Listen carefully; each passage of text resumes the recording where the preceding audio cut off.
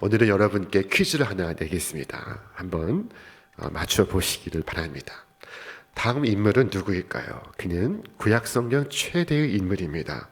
그는 노예의 아들로 태어났고 공주의 아들로 자랐으며 양들의 목자로 살아갔습니다. 그는 그의 민족을 애굽의 노예에서 구해낸 인물입니다. 자, 그는 누구일까요? 네, 그렇습니다. 오늘 본문에 등장하는 인물 모세입니다. 자, 이탈리아 로마 산피에트르 인 빈콜리 성당에 가시면 미켈란젤로가 조각한 모세의 상을 보실 수 있습니다. 저 중앙에 저 하단에 앉아 있는 그가 바로 모세입니다. 자, 이 조각상은 모세가 시내산에서 십계명이 새겨진 두 돌판을 가지고 내려오는 장면을 그린 것입니다.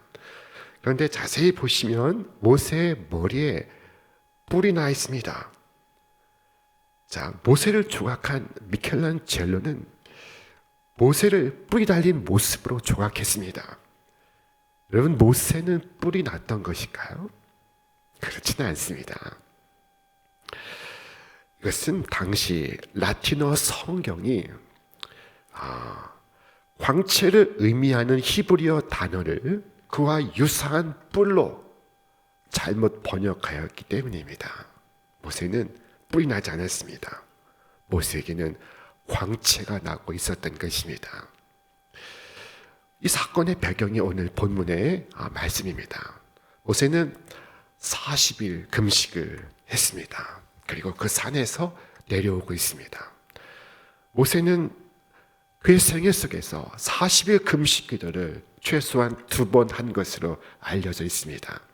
이처럼 고행을 통과한 그의 얼굴은 야위고 초췌한 모습이었을 것입니다. 그러나 하나님은 모세의 얼굴을 매우 특별하게 하셨습니다. 그는 광채로 빛나고 있었던 것입니다. 하나님의 빛이 그를 통해서 나타나고 있었습니다. 모세는 하나님의 빛을 받아서 그 얼굴에 빛을 드러내고 있었습니다.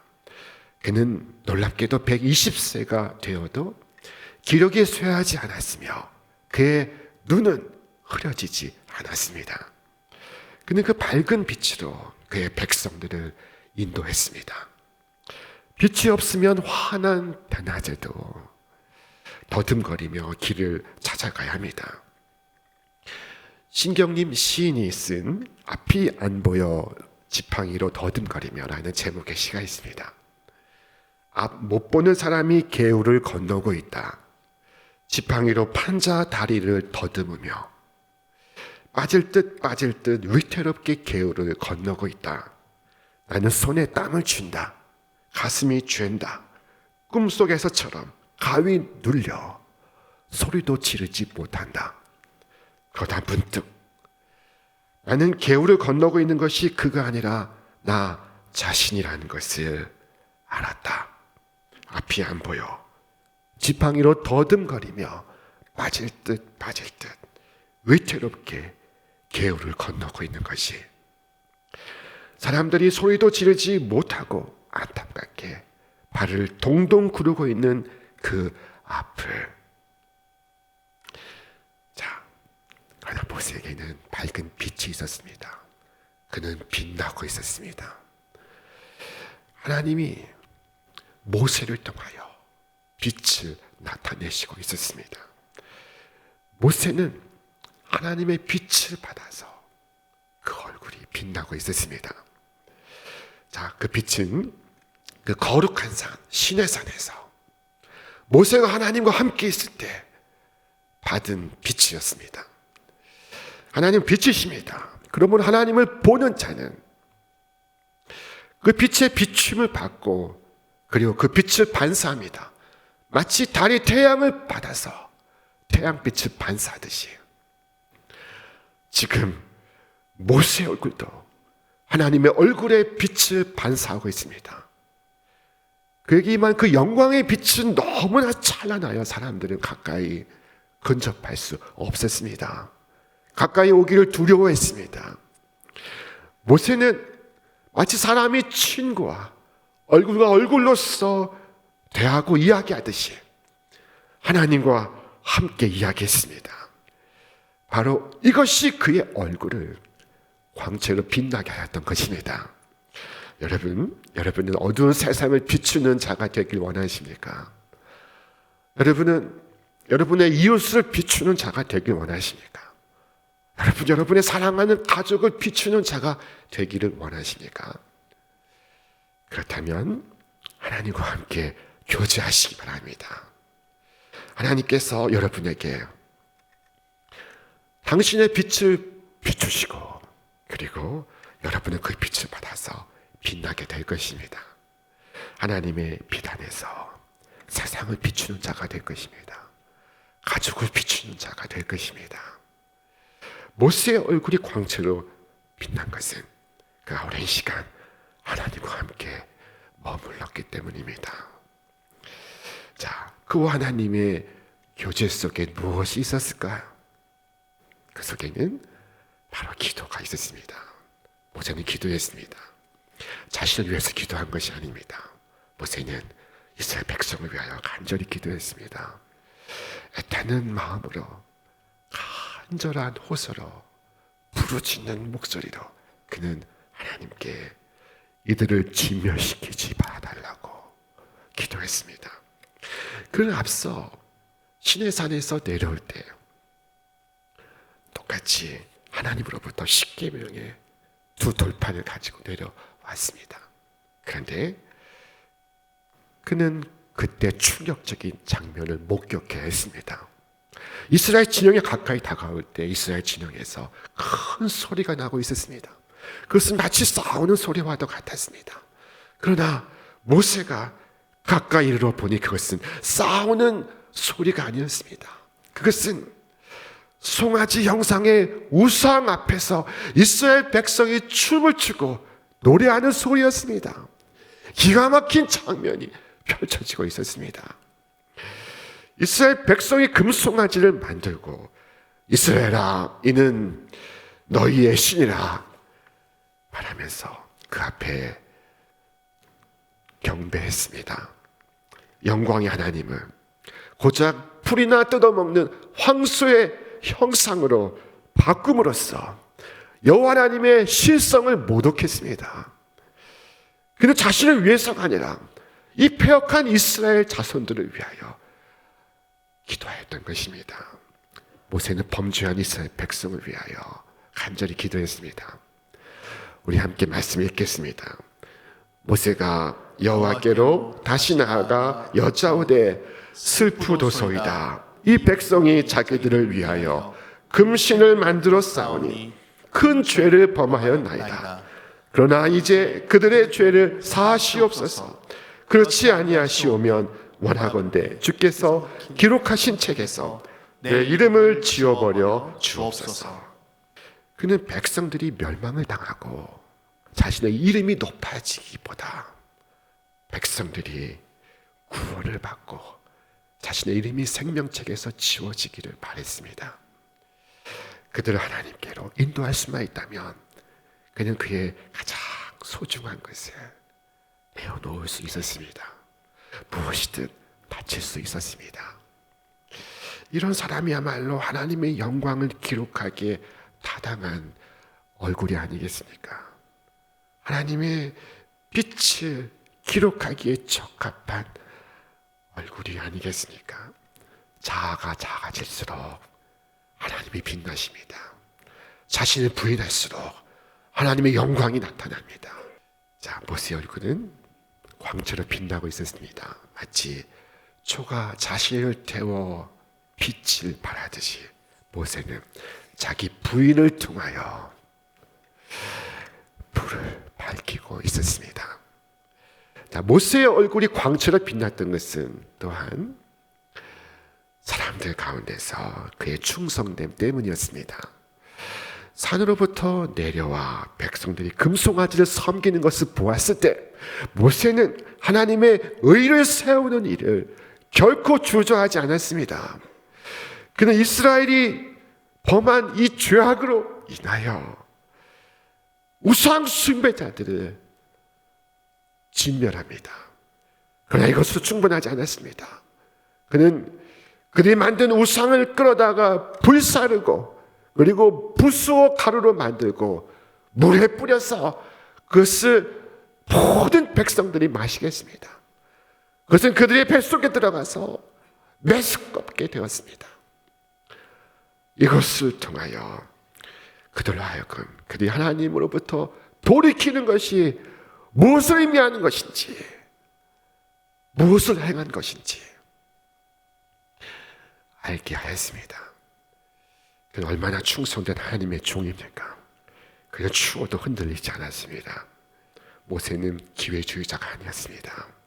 모세는 인기에 영합하는 자가 아니었습니다. 그는 하나님께 철저하게 진실했습니다.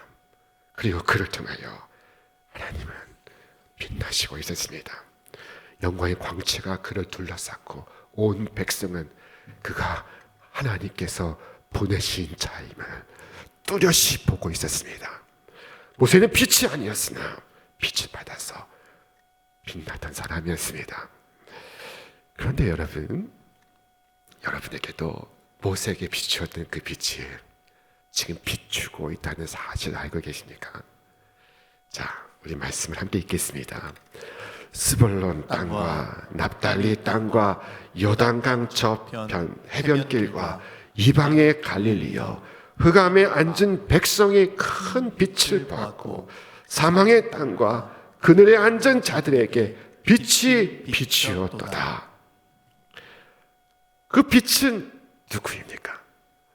그 빛은 우리 주 예수 그리스도입니다. 주께서 말씀하셨습니다. 나는 세상의 빛이니 나를 따르는 자는 어둠에 다니지 아니하고 생명의 빛을 얻으리라. 그리고 우리에게 말씀하십니다. 너희는 세상의 빛이다. 산 위에 있는 마을은 드러나게 마련이다. 등불을 켜서 돛박으로 덮어두는 사람은 없다. 누구나 등경 위에 얹어둔다. 그래야 집안에 있는 사람들 다 밝게 비출 수 있지 않겠느냐. 너희도 이와 같이 너희의 빛을 사람들 앞에 비추어 그들이 너희의 착한 행실을 보고 하늘에 계신 아버지를 찬양하게 하여라. 옛날 어느 서당에서 아이들이 글을 배우고 있었습니다. 자, 그들 중에 똘똘한 아이 셋을 골라서 훈장 선생님이 각각 동전 2푼을 주며 이 방 안을 가득 채울 수 있는 물건을 사가지고 오라고 했습니다. 자, 첫째 아이가 나갔다가 들어왔습니다. 자, 너는 무엇을 가지고 왔느냐? 이 아이는 송뭉치와 성냥을 가져왔습니다 라고 답하는 것이 아니겠습니까? 그것을 이 방을 어떻게 가득 채울 수 있겠느냐?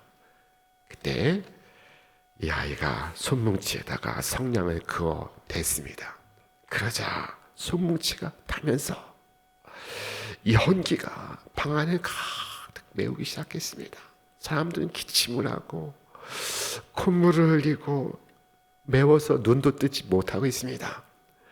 자, 선생님은 이것을 보고 너는 돈 2푼을 가지고 이 방 안을 가득 채울 수 있는 물건을 사가지고 왔다. 그런데 너는 자라서 의식은 족하게 살겠다마는, 입는 것과 먹는 것은 족하게 살겠다마는 사람들을 많이 괴롭혀서 원성을 듣게 될 것이다 라고 말했습니다. 다음에 2번째 아이가 돌아왔습니다. 너는 무엇을 사가지고 왔느냐? 예, 저는 이 향과 성냥을 사가지고 왔습니다. 그것으로 이 방을 어떻게 가득 채울 수 있겠느냐? 그러자 이 아이가 향에다가 성냥을 그어 댔습니다. 그러자 향은 타서 방 안에 향내가 가득합니다. 방 안인 사람들은 그 향내를 맡으면서 기분이 좋아졌습니다. 선생님 이것을 보고 말했습니다. 너는 돈 2푼을 가지고 방 안을 가득 채우는 향을 사가지고 왔구나. 그런데 너는 결백하게 살아가겠고 벼슬도 안 할 것이며 그래서 의식도 곤란할 것이다. 그러나 네 삶은 향기처럼 고고히 향기로울 것이다 라고 말했습니다. 자, 그리고 세 번째 아이가 돌아왔습니다. 너는 무엇을 사가지고 왔느냐? 예, 이 초하고 성냥을 사왔습니다. 그것을 어떻게 이 방을 가득 채울 수 있겠느냐? 그러자 이 아이가 초에다가 성냥을 그어댔습니다. 그러자 어두운 방 안이 빛으로 환해지는 것이 아니겠습니까? 빛으로 온 방 안이 가득했습니다. 선생님은 이것을 보고 말했습니다. 너는 돈 2푼을 가지고 방 안을 온통 환하게 하는 초를 사왔구나. 너는 자라서 온 백성을 구할 사람이 되겠도다. 저는 이렇게 여러분에게 묻습니다. 여러분 지난 생을 살아오면서 여러분은 그 누군가에게 매연이었습니까? 향기였습니까? 아니면 위로와 소망을 비추는 밝은 불빛이었습니까? 여러분 세상의 빛입니다.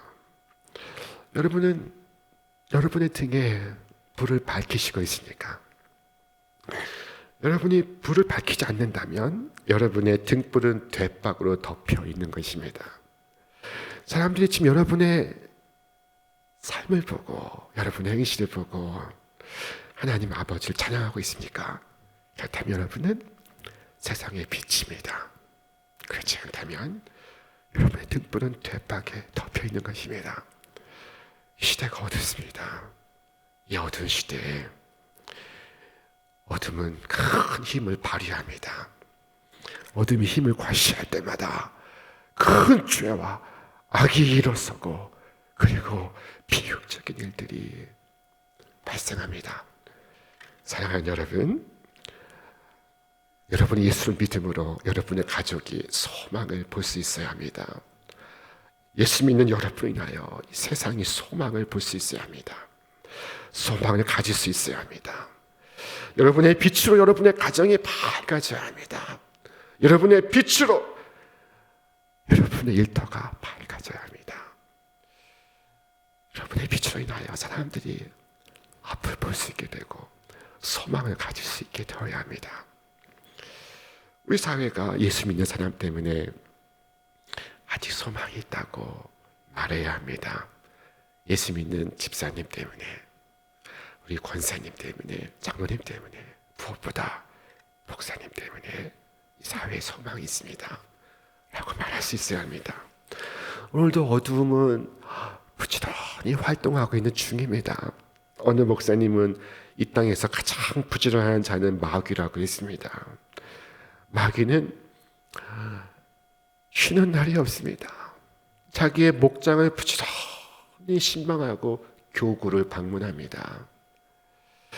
그의 쟁기는 녹슬지 않고 그의 칼은 칼집에 꽂혀 있지 않습니다. 그들이 바쁘지 않은 적이 있었습니까? 활동하지 않은 적이 있었습니까? 어둠은 쉬는 날이 없습니다. 그러므로 빛에 속한 여러분도 쉬지 않기를 바랍니다. 주님 안에서 언제나 가족과 희망을 나누고 자녀들에게 용기를 불어넣고 그리고 이웃들에게 선한 마음을 나누시기를 바랍니다. 여러분을 만나면 어두웠던 마음이 밝아지고 사면이 환해오고 그리고 세상을 긍정적으로 보게 되고 하나님의 역사를 깨닫게 되기를 바랍니다. 사람들은 여러분을 인하여 갈 길을 찾고 세상은 여러분을 인하여 소망을 가질 수 있기를 바랍니다. 아니 여러분이 그러기를 바란다면 여러분은 모세와 같이 하나님과 함께 교제해야 합니다. 자신을 부인할 수 있어야 합니다. 그리고 사람들 속에서 하나님을 향한 진실을 지킬 수 있어야 합니다. 그때 여러분의 얼굴은 모세 얼굴처럼 광채로 빛이 날 것입니다. 그 얼굴 가지고 악한 세상으로 나아가십시오. 악한 세상과 직면하시기 바랍니다. 그때 여러분은 악에게 지지 않고 선으로 악을 이길 수 있을 것입니다. 자, 우리 말씀 같이 읽겠습니다. 그리하여 여러분은 나무랄 데 없는 순결한 사람이 되어 이 악하고 비뚤어진 세상에서 하나님의 흠없는 자녀가 되어 하늘을 비추는 별들처럼 빛을 내십시오. 하나님께서 이 하늘에 등대를 설치하셨는데 여러분이 바로 그 등대입니다. 자, 여러분의 불을 밝히시기 바랍니다. 여러분이 빛이 하는 사실을 잊지 마십시오. 바울이 체포가 되어서 이스라엘 왕 아그리빠와 로마 황제의 대리자인 총독 앞에 섰습니다. 그리고 그는 자신의 사명을 설명하기 시작했습니다. 이스라엘과 이방인들에게서 내가 너를 구원하여 그들에게 보내어 그 눈을 뜨게 하여 어둠에서 빛으로 사탄의 권세에서 하나님께로 돌아오게 하고 죄 사함과 나를 믿어 거룩하게 된 무리 가운데서 기업을 얻게 하리라 하더이다. 지금 바울 앞에 있는 사람들은 이스라엘의 왕이며 황제의 대리자요 총리요 그리고 고관 대작들입니다. 바울은 한낱 죄수에 불과합니다. 그러나 바울은 자신의 사명을 밝히고 있습니다. 나의 사명은 당신들을 어둠에서 빛으로 사탄의 권세에서 하나님께로 돌아오게 하는 것이라. 기위 공화를 막론하고 삶이 어둠 속에 있으면서도 자신이 어둠 속에 있다는 것을 모르는 사람들에게, 칼바를 몰라서 헤매이는 이들에게 바른 길을 비추어주는 빛이 되시기를 바랍니다. 일어나서 빛을 발하십시오. 이것이 여러분의 소명입니다. 예수 믿는 사람의 빛으로 세상은 소망을 가질 수 있어야 됩니다. 예수 믿는 사람 때문에 우리는 소망을 갖습니다 라고 말할 수 있어야 합니다. 예레미야 5장 1절에 말씀하기를 너희는 예루살렘 거리로 빨리 다니며 그 넓은 거리에서 찾아보고 알라. 너희가 만일 정의를 행하며 진리를 구하는 자를 한 사람이라도 찾으면 내가 이 성읍을 용서하리라. 예루살렘이 멸망되지 아니하리라. 여러분, 소돔과 고모라가 죄가 많아서 멸망했습니까? 아니면 의인 10명이 없어서 멸망했습니까? 우리가 세상에 대하여 낙심하지 말아야 됩니다.